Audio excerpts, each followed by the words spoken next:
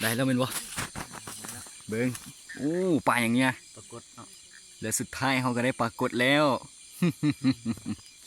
มื้อนี้ต้องมีปิ้งโอ้สุดท้ายก็สำเร็จจัดบัดนี้โอ้ปรากฏนี่เอาไปเลี้ยงบ่ได้วะคืองามใช่ปะปลานี่วะบุได้มันตายแล้ว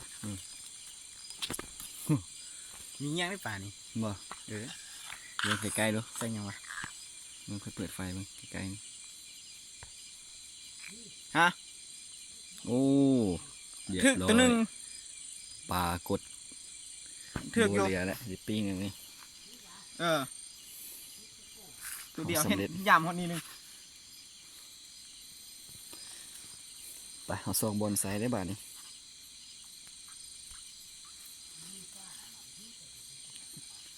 มันมีเงียงบ่มันต้องมีวิธีจับเลยเนาะจับบุถึงนี่มันบาดมือนี่นะ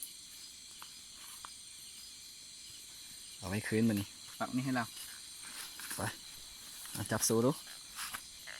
เรียบร้อยโอ้มันห้องได้อีก โอ้ป่ามันก็ห้องได้เว้ย